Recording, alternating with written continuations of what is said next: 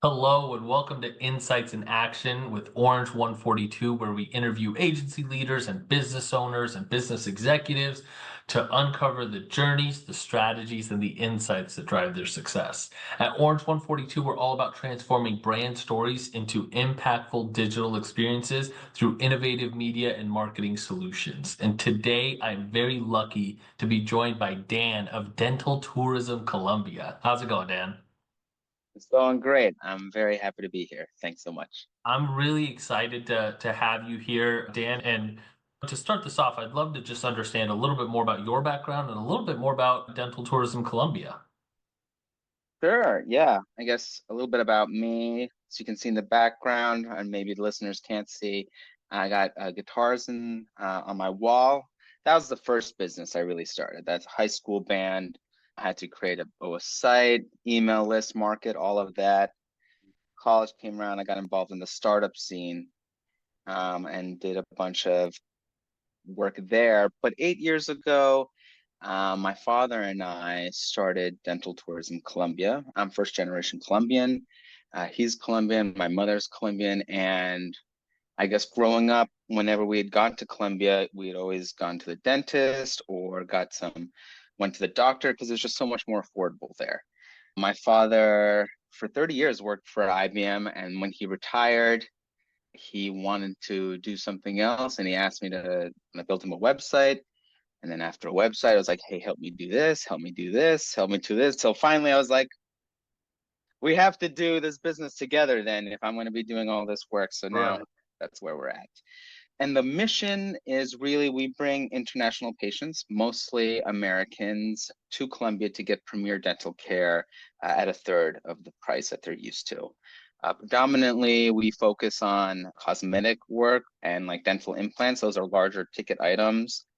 And we get a lot of people from Florida and Georgia where it's like a direct flight. The state has a lot of Spanish speakers, people that have been to Colombia before. So it is not for everyone, but it's for people that are open to traveling and need to get significant work. Yeah. And I think one of the cool things about Colombia is that people that travel also they can make a trip out of it and see just Mhm. one of the most beautiful countries in the world. Yes, yes. Colombia is one of the most biodiverse countries in the world. Any kind of flavor you're looking for, if you want the Caribbean, we got it. We got, if you want eternal spring, we got it. You want mountains, we have it. You want desert, you want jungle, we have it.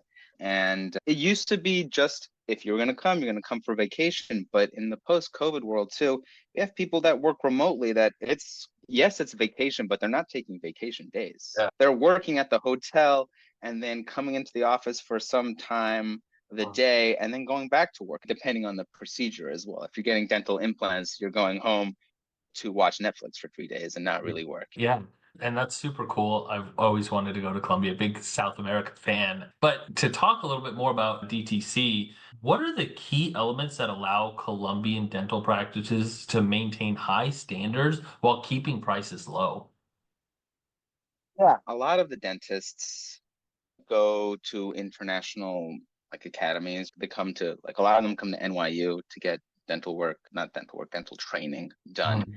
And then most of it is just like a cost of labor thing. It's the exact same materials, the same manufacturers that we use. These are top American and like German, European brands that we use. It's really just the cost of labor.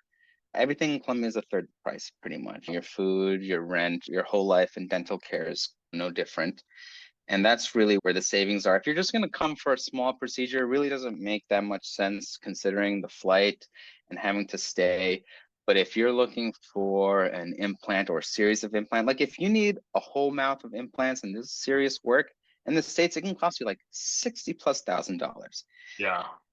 In Colombia, we can do it for 18, 19, and that's significant savings. That's like another down payment on a home. That's a few other vacations there. There are people that have come to us. There are two categories. There are people that are coming here for cosmetic stuff.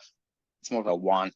And then there are people that really need the work. People that got into car accidents or used to be drug abusers in the past, and they have had dentures from a young age and to be able to come and be able to have a new smile for the first time in a long time. It is really emotional, powerful stuff, and it's life-changing stuff, and that is really rewarding to be a part of.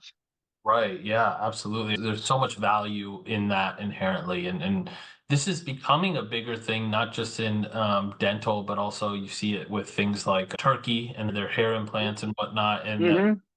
this type of tourism, I think it's called medical tourism or something, is becoming a bigger and bigger thing. And from a marketing perspective, it's a little interesting. And so you specifically, you guys target open-minded patients who have felt let down by the US healthcare system. And how do you position your services to appeal to individuals looking for both quality care and a cultural experience?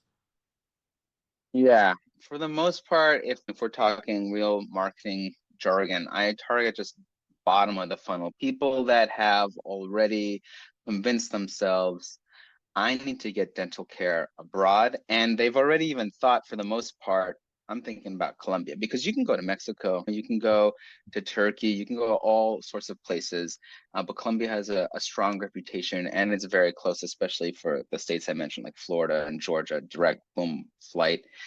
And what we've done is mostly like an SEO play. We do like super long tail niche keywords so that the people that are searching, not only are we more competitive, it's like a local kind of play. There are a lot of fantastic dentists in Colombia, but one of the things I've learned is you can be a great dentist, but for the most part, you're going to be an average business owner, average marketer, and we've partnered with dentists, like 5 dentists in Colombia to cover like the main cities. And we pretty much handle everything but the dentistry.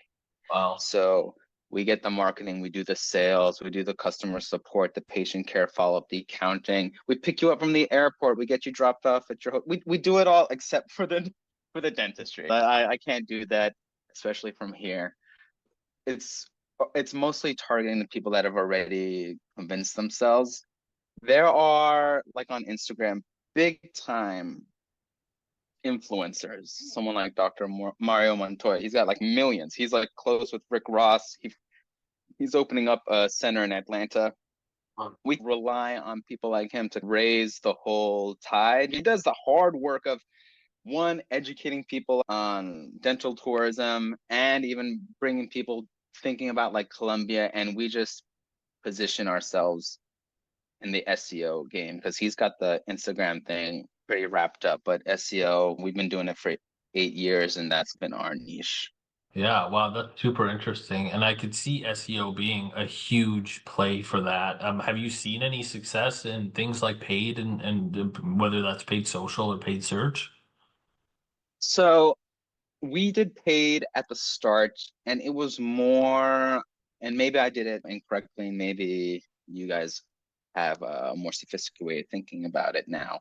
But I use paid more as a tool to figure out what keywords worked, drove a bunch of traffic to these landing pages.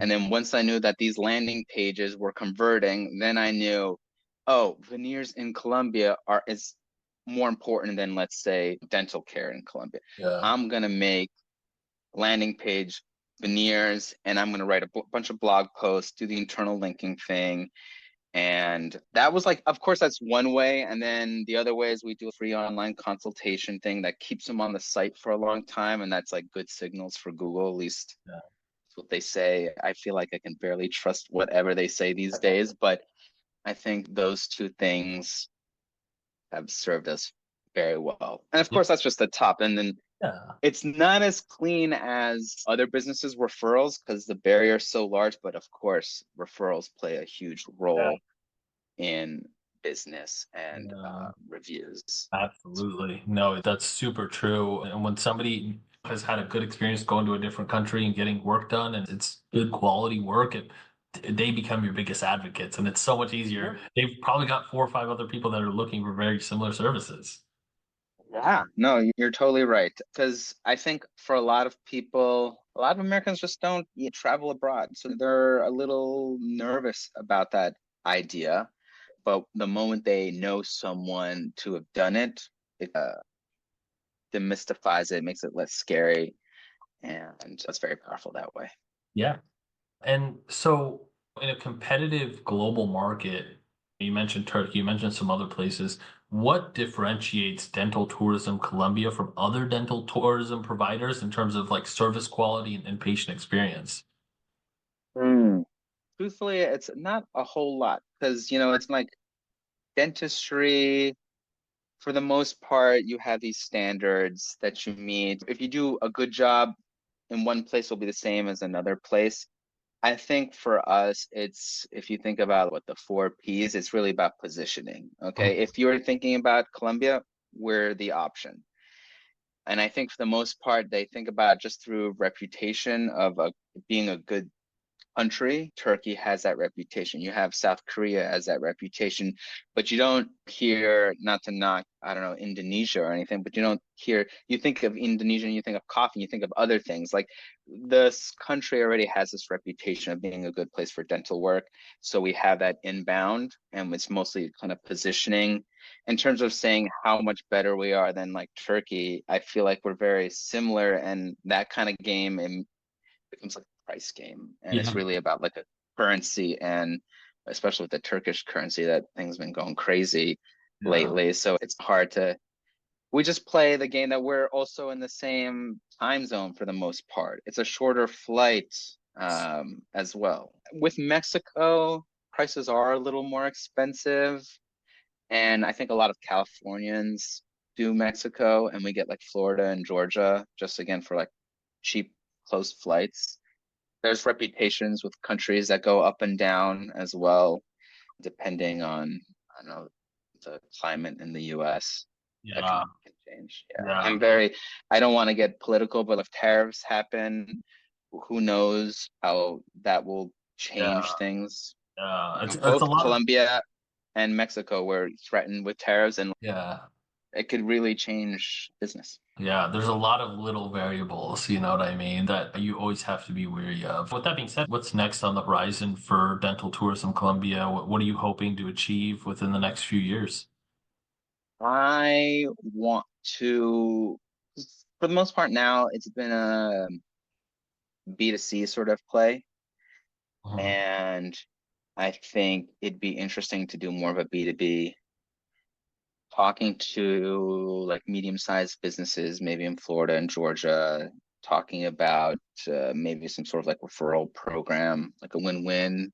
Like it's already you're going to get the dental care for a third off, but maybe an extra discount for the company, and then a discount for the employee, and then we'll take our cut will be a little smaller. I Yeah, think something like that I want to do. I've been spending a lot of time trying to unlock Instagram as another acquisition channel, but stuff is tough. That stuff is tough.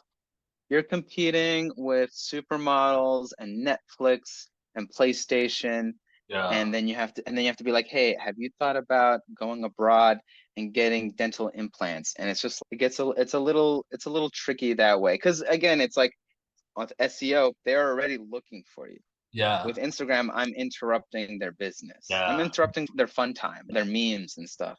And it's exactly. been a it's been a challenge. So I might want to explore B2B this year a little more.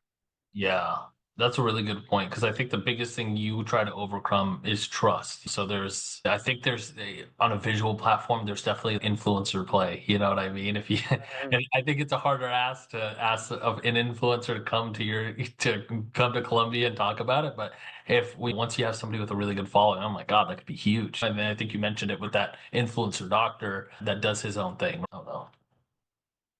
Yeah. Okay. The thing about influencer marketing that we've tried, and I'd love to maybe hear your thoughts or the people that you work with, is we've done it in the past, and you get attention, you get views, but do you get the conversion? Because I think it's one thing to be like, hey, I'm a cool influencer, and why don't you download this app or something like that because there's no barrier, or go to Amazon and buy this cool shoe. The barrier is like, oh, get on a plane and spend thousands of dollars and get oftentimes if you're going for cosmetic, irreversible cosmetic work. It's just like big ask, and yeah, we just we did it a few times and it was like lukewarm. But again, that was like it was before the pandemic. It was before the Yeah. pandemic. So maybe things have changed, but I know Instagram as a platform has changed a great deal as well. They're always making tweaks to the algorithm, and maybe it's just a bunch of upset people on Reddit. But I hear and I've experienced that it's just been harder to Yeah. break three. I feel like we in the SEO we benefit from the complete opposite. You have these entrenched kind of winners that when it's easier to stay on top when you've been on top, and you tend to garner all the gravitational pull comes to you. And I feel like that's what we've done on SEO, but with Instagram it's like that complete opposite battle where we do the same stuff as some of the others, but since they have years and years of so many more followers than us, it's just like tough. But I don't know if that just sounds like too complainy, but Yeah. that There's negatives and positives, and hopefully it's changed a little bit. Dan, this has been awesome. It's wonderful learning about not only DTC but also your strategy to get customers. And obviously you've been doing it for a very long time, and so you understand the ins and outs, and there's some deep expertise there. Where can people learn more about you, and where can people learn more about Dental Tourism Colombia? definitely. It's just dentaltourismcolombia.com. Of course, Colombia is spelled with Colo. That's one of the biggest confusions. People spell it like the way the clothing. We still rank for those words as well, but it's Dental Tourism Colombia. And then Instagram is also at Dental Tourism Colombia. Gotcha. Awesome. Thanks so much for being on, Dan. Thanks so much. It was a pleasure.